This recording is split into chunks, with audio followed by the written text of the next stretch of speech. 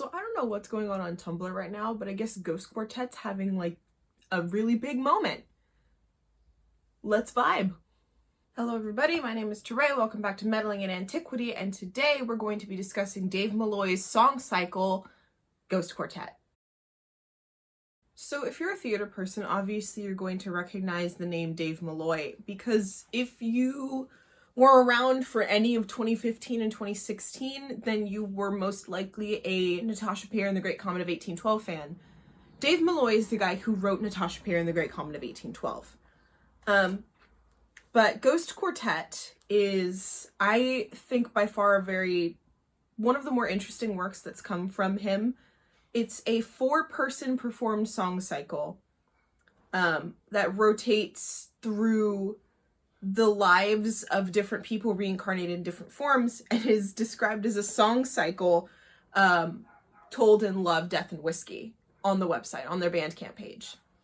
So getting into Ghost Quartet, it's written by one of the stars. Dave Malloy is in it, but the other cast members, there's Brent Arnold, and then a name that Natasha Peer and Great Comet fans will also know, Britton Ashford, is also in this, along with another performer by the name of Gelsey Bell.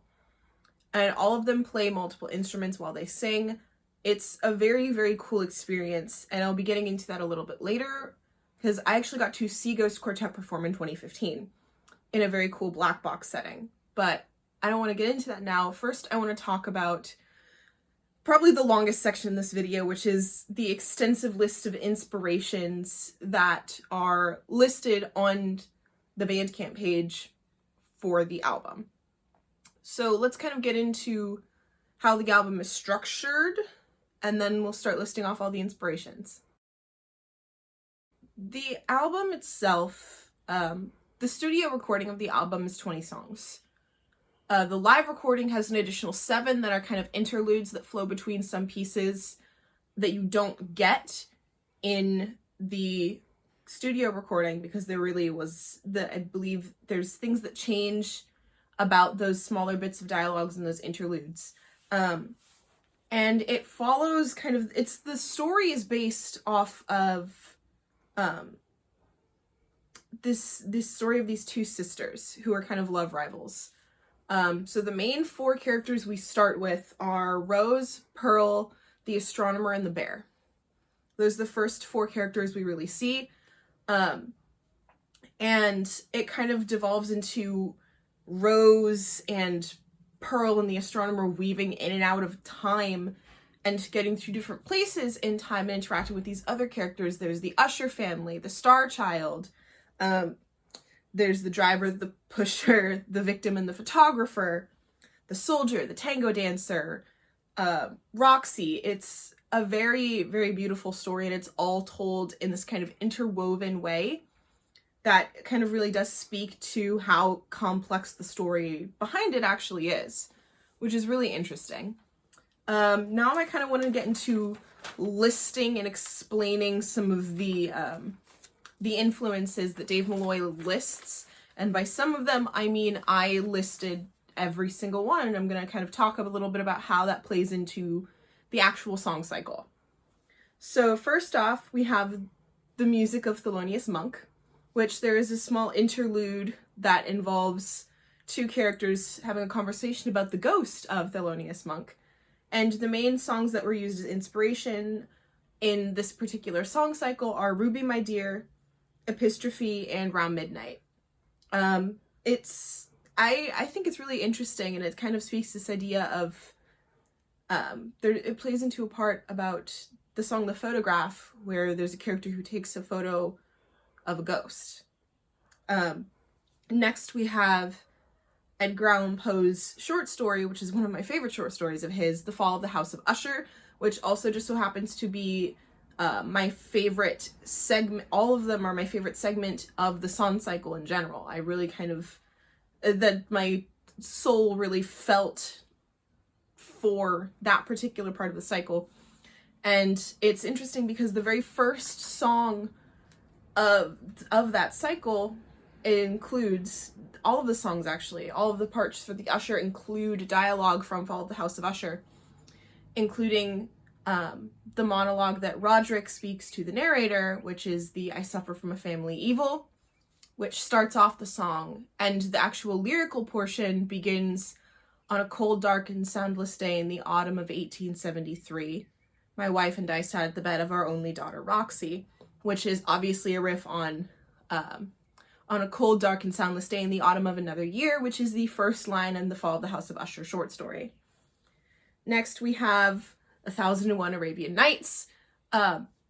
This one is kind of obvious because you have the story of the Tango Dancer, but then you also have, in one of the songs, Scheherazade is mentioned by name, and her story that is woven all the way through 1001 Arabian Nights as she is telling these stories to the Sultan to stay alive is kind of also mentioned. It's really interesting how they kind of weave it through, and I find it really cool because it very much plays into the theme of the cycle in general. Then there's also a Japanese no drama that served as inspiration, Grimm's fairy tales, which obviously when you listen to it, you'll kind of hear it. James Joyce's Ulysses, Rosemary Timperley's Harry, the ghost story, and then 2 episodes of The Twilight Zone also served as inspiration, specifically being After Hours and In His Image. If you do watch those episodes, I really do recommend you watch the original Twilight Zone, not the 80s remake, because as much as I appreciate the 80s remake, I think the original show will give you a better idea of exactly what the purpose and what the inspiration from those episodes was.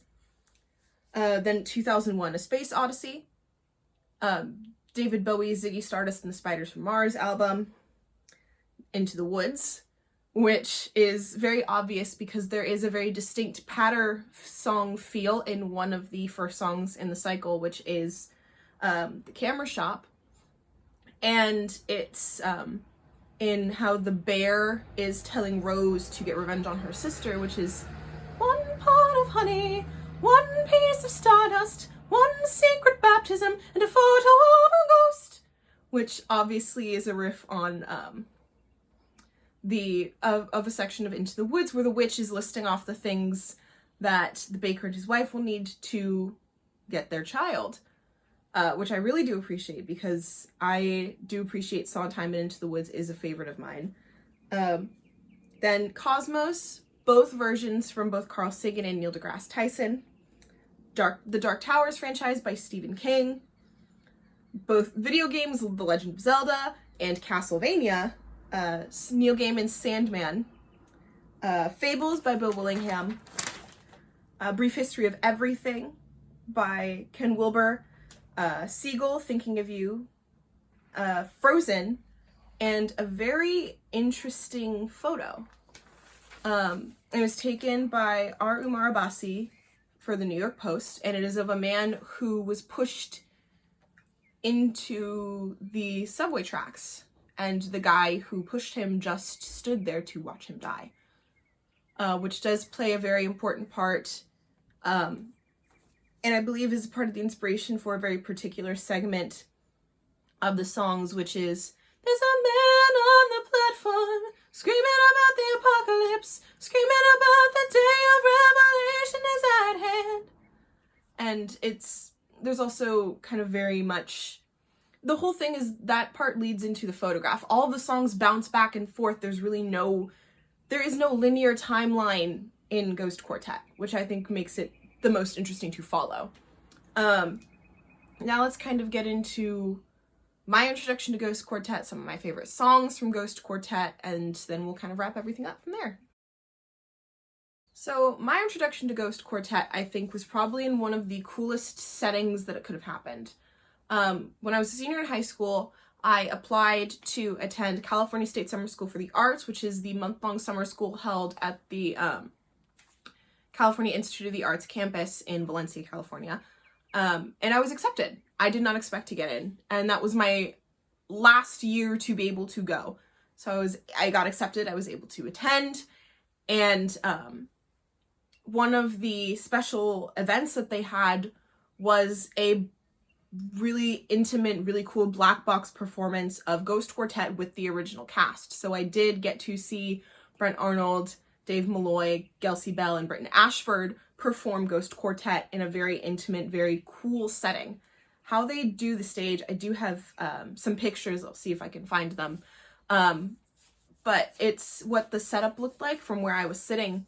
And it was this really cool setup. It was pillows and carpets and really cool low-hanging lights and instruments all over the place. And it was so cool to be able to hear that in such a smaller, intimate setting with a bunch of people who had more like-minded about this particular form of art. And I was fascinated. I have been fascinated by this cycle for 5 years now. It has stuck with me for that long, simply because of how just haunting a lot of the music and a lot of the aspects of the show are. And it's a beautiful experience. If ever you do get a chance, if ever he does decide to perform it again, I do highly recommend going to see it. Definitely listening to the album. It is available for free to stream on Bandcamp. I do it a lot. It's also on Spotify, also on Apple Music. It's just listen to it. It's incredible. But there's a couple songs that always did stick with me. One of them being the 3 songs that follow the Ushers. Simply because I am an Edgar Allan Poe fan. I've been an Edgar Allan Poe fan since I was maybe 9 or 10, and it's kind of always stuck with me because The Fall of the House of Usher is always one of those stories of his that fascinated me, just because this idea of this family being absolutely haunted and the idea of this house that's just falling to pieces with this family. In fact, it inspired me so much, I actually did a drag makeup look inspired by this really cool piece of art that I found, and inspired by the idea that what if Roderick Usher had started cracking and deteriorating with the house?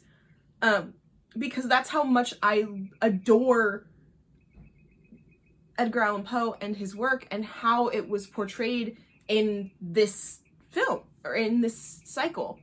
Though, like, there are some songs that I do like more than others. Like I mentioned, the Ushers are, the 3 Usher songs are absolutely my favorite. But my other top two, first one would be Star Child, simply because how the song is phrased is just so beautiful and so lyrical. And the chorus, I think, was probably the main part, which is, I will transcend and vomit this loser out of me. I'll become the next big thing. I will light myself on fire. It's time to get out of bed and be the star child I can be. Which kind of really speaks to the idea of resilience and the idea that you don't have to push yourself to be the best. You just do what you do, and that should be enough. And then the Tango Dancer, which I adore because of how just overwhelmingly melancholy it is. It's so beautiful. And it starts I have a lot of memories, and I have a lot of sadness, but the two don't line up. The two don't line up. And it very much continues. There's a particular line which is, but I'm haunted by those memories of who I used to be. So gleeful, so blithe, so ready. I was empty then, and I'm empty now, but it's not the same at all. And I think that's probably my favorite portion from the whole song, because it really does speak to this character who is older and who is tired and who is trying to kind of relive this moment in her life where she felt this just joy. And it talks about her essentially dreaming that she met herself at a tango, And the lyrics are, I asked my younger self for a dance, but she said, and then nothing. And then, but myself didn't have time for me, didn't have time for anyone, so used up. So she danced alone. And I sat in a chair by myself, all alone, staring at my phone. And it's absolutely heartbreaking to hear that, because this idea of going back in time and talking to, as an elderly person, going back in time and talking to your younger self, and your younger self not even giving you the time of day, is a concept that I think a lot of people are afraid of. And to see it explored and done in such a way that just makes the soul ache was really kind of jarring and really beautiful to see. So that kind of wraps up me talking about my experience with Ghost Quartet and what I think of some of the songs, some of my favorites, and now we'll wrap up and do final thoughts. My final thoughts on Ghost Quartet have always kind of been that if you're a beginner to theater and you don't want to kind of jump in full tilt with a show to start off, start with a song cycle. And if you want to start with a song cycle that is just super intricate and super beautiful and a very incredible listener experience, I really do recommend Ghost Quartet. There's so much emotion, there's so much feeling that goes into that show, and I think it's really a disservice to not take the time to listen to this beautiful work of art. I won't even call it like a piece of theater. It is truly a standalone work of art.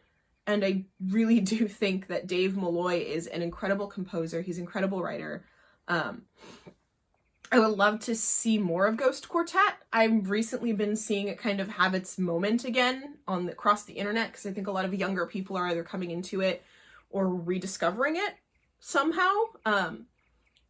It's kind of always something that's lingered on my conscience for the past 5 years. Like I said, when I saw it at California State Summer School for the Arts, it's an experience that I was really thankful for, and being able to see that performance live and be able to hear Dave Malloy's piano playing, and to hear Britton Ashford sing Star Child, and to hear Gelsey Bell sing Tango Dancer, Brent Arnold as one of the it's incredible.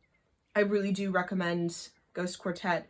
It's an incredible experience. Like I said, it is available wherever you can find music. The album is available to stream for free on Bandcamp. So if you don't want to commit to buying it, you can listen to the album on Bandcamp for free. But please do buy it, because right now artists need our support more than ever, because pretty much all of them are out of work at the moment. So please support performance artists and performers, because they don't have any income right now. But it is also available on iTunes. It is available on Spotify. It's wherever you stream your music. You can Google, you can YouTube it, and you could probably find a live recording of them in performing the show. Just do whatever you need to do, but I do recommend, if you kind of want to first dip your toes into theater, Ghost Quartet is, I think, an excellent place to start. And that about wraps us up for this episode of Market Music. I will see everybody on Saturday for our next video.